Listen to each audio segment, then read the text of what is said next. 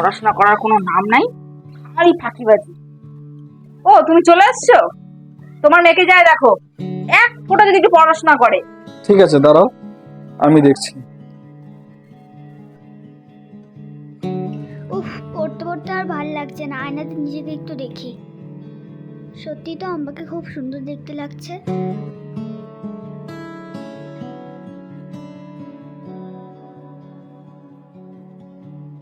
যে এবার চুলগুলোকে ছোট ছোট করে দেবো, তাহলে আমাকে দেখতে আরো সুন্দর লাগবে।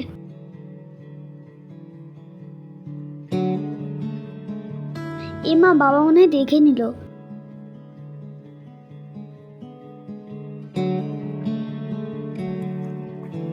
আমাকে দেখে তুই আয়নাটাকে ফেলে দিলি কিসের জন্য?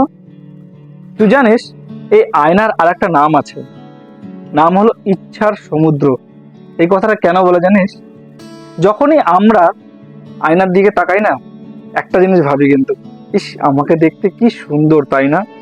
ইস আমার এই চুলটা যদি একটু এরকম হতো কি সুন্দর লাগতো, তাই না? আরে এই ড্রেসে তো আমাকে কি সুন্দর লাগছে, তাই না? গালগুলো যদি আমার একটু লাল লাল হতো কি সুন্দর লাগতো, তাই না?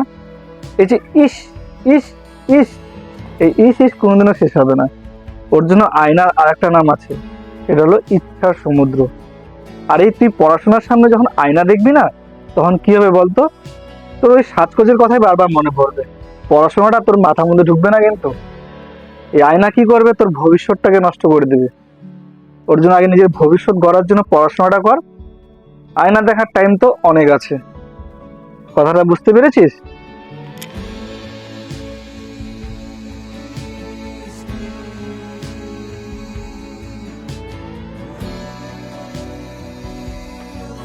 কথাগুলো ঠিক বললাম তো? একদম ঠিক বলেছো।